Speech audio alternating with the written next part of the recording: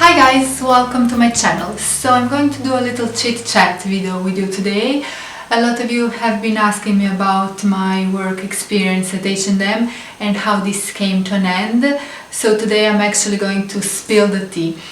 Since I did my last video on how I got my job at H&M, a lot of you have been asking me questions and asking for a little help and tips on how you can get an interview and how you can get a job, and I congratulate you all if you made it. I hope that my video was helpful to you. So yes, it's true, I no longer work at H&M and it's actually been a couple of days. I have to say it's been like a couple of days that I've been having these dreams about H&M and just interacting with my colleagues and all, so I guess it's just my mind. I don't want to say playing tricks on me, but it's just my mind trying to process the fact that I'm no longer part of H&M stuff, and also that it's a chapter that's now closed. I have been working at H&M for 14 years of my life, and basically I have been living in Italy and working at H&M. I spent my whole youth at H&M. I started working there when I was 26 years old and now I'm 40.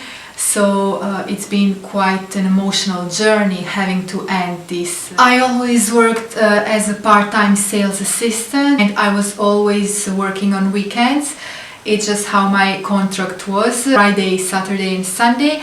And when the shopping center was closed, I was working on Thursday, Friday and Saturday, which in a way was really good because in those 2.5 days I did 20 hours, and then for the rest of my week I was free. I could dedicate to my blog and YouTube and other projects, and then when my son came I was able to do almost full-time mom but still have my own job and work on weekends whilst my hubby was taking care of our little one. So I was still able to contribute economically to the family income and just had this, security. I can't say anything bad about the company because realistically I wouldn't work there for 14 years if there was something that was bad there. So I really liked the fact that I was never bored there. I really liked the fact that I was always in touch with new fashion trends, and you guys know I am a fashion blogger. I love fashion, so I was also able to get really good deals there, because we had good stuff discount, plus when things go on sale and you're the first to put them on sale, you can have your little shopping experience when you're working, you know what I mean. Clothes is my passion, fashion is my passion, and I was there on direct source, so obviously it's something that I'm going to miss. But the truth is it's a very dynamic job. Actually it requires a lot of energy and a lot of strength. And I just came to the point where my body just didn't want to respond anymore to this type of job, this type of activity. So a lot of you already know that I have neck spondylosis, and it's been diagnosed to me after having done lots of tests to, just figure out what was wrong, because I just was in a pain. I had all these medical issues and just did not feel good at all. I just did not feel healthy. So I was in physical therapy for 4 months. I did lots of exercises, personalized exercises and whatnot, just to, strengthen my body and to try to go back to what I used to be. But the truth was I just wasn't able to do this type of job anymore because it's so dynamic. It really requires a lot of strength and a lot of endurance. I am definitely working on making my body strong again, but in this period of life it's just the way it is, and I have to take it the way it is. I just have to make sure to do what's best for me and for my body, just dedicate to my own health. So since the pandemic started, obviously it's taken a toll on the company and on the work as well. On the income, so it's been rough. There used to be more coverage at work, but since the pandemic started they had to cut the cost obviously, and they just reduced the workers. Basically, we were left with just a couple of us who had to deal with, just taking care of the whole entire store on our own. The store is gigantic, like there is a men's section, women's section, a kids section, home section and whatnot, and then there would be like 3 of us in the closure. So we had to pay attention at the cash register and close well all the departments. And when I mean close the departments, it means that you have to just make sure that all clothes are folded properly, that nothing is out of place, that nothing is on the floor. So basically, as it was a brand new store. But you can just imagine, especially if you're working on weekends, there will be so many people just trashing the store down, basically, because it's just the type of work that you can expect to see a lot of clothes flying everywhere. So you have to deal with that. So this is what you can expect now. It's never been a really easy job to do, but now it's become even harder because, as I've said, in this huge, gigantic store, we were left with only a couple of salesperson, so that definitely wasn't good. But still, I can understand that because the company has been through a lot with all these lockdowns and just not being able to sell. They had to close down a lot of stores in the whole world, and in Italy as well they closed down a lot of stores, and from what I can see in Croatia as well, they closed some stores. So that's very unfortunate, but in this pandemic they kept personnel who had long-term contract, the ones of us who have been working there for years and years and years. They made sure that we get paid even during the months of lockdown. They made it possible for us not to experience that anxiety of not having the income coming every month. So they did little loans and whatnot in order that we can, try and lead somehow normal life even during the lockdown, at least from the economic point. So I have to really give them credit because they really did take care of us. And there were lots of different benefits. So for 10 years I got Moncler pen, which is really pricey and very nice gift. Then I had some shares in the company as well, which was very, very beneficial as well economically. And just basically the paycheck was never late.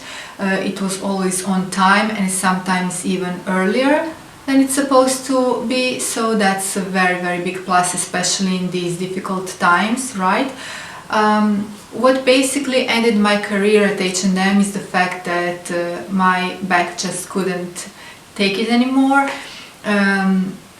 Health reasons, and also the fact that Italy introduced this law starting from the 15th of October last year, that you have to have that certification, you know what I mean, to be able to work, which I personally believe it's violating of human rights, of basic human rights to work and bodily integrity and freedom. So it's something that I wasn't intended on using. Even if I had that certification, I still would not use it because in my belief it's something that's discriminating and something that's just violating every possible human right and our freedom that we are born with. So that was basically the drop that made me lose my job at H&M. And I'm not blaming H&M for this, I'm not blaming the company. Circumstances led us to it, my health, plus this directive that Italian government has set upon everybody in Italy just led me to make my decision, and I made my decision as a free human being, and this is how I intend on living my life. And this is how I no longer work at H&M. It's bittersweet because obviously I remember those 14 years that I was very happy and content at my job. I was very tired, but also because I worked 20 hours, I had the possibility to get rest and to work on other projects and whatnot. And also when I was coming to work, I never felt any anxiety because I felt as if I'm going back home to my second family.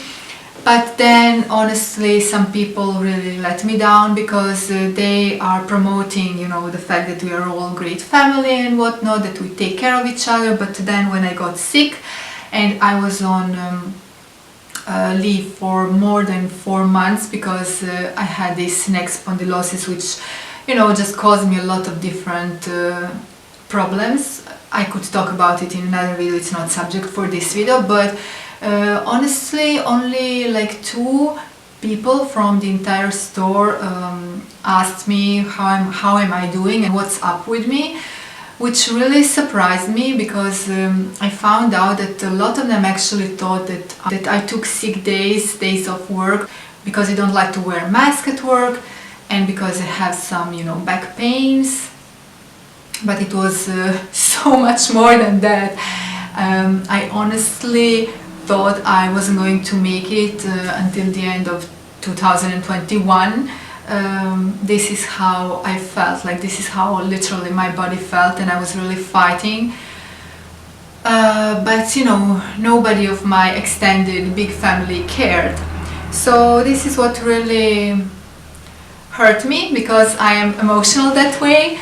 And even though I can try and think that, you know, I don't care, they're just colleagues, but there are people with whom I spent 14 years of my career, of my work career, and my best years, you know what I mean?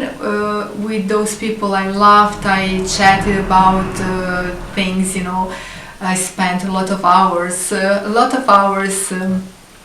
out of my day with those people, and those people just at some point didn't really care about me and about what's going on with me. So that's a lesson to be learned. But anyway, chapter is now closed. I am going to say my farewell to the colleagues on our WhatsApp group, and I'm not holding any grudge. I believe they're all, you know, in their own world a little bit with all this pandemic. It kind of changed the whole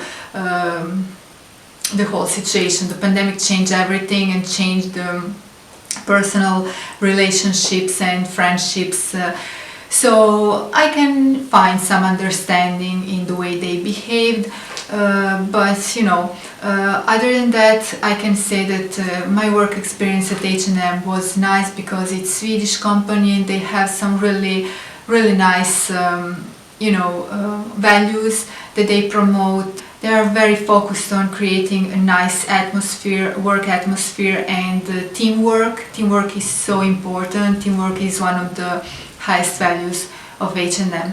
So if you are looking to get a job at H&M, you have my recommendations in terms that it can be the right job for you, because the values they are promoting are very nice and they are, you know, sincere in wanting the salesperson to feel at ease and just be motivated at doing their job. And that's great plus. So I hope you enjoyed watching this experience of mine, and I will share more in another video. If you have any questions for me, feel free to leave them down below. Now I'm sending you a big kiss. I wish you lots of love and happiness, and have a nice day.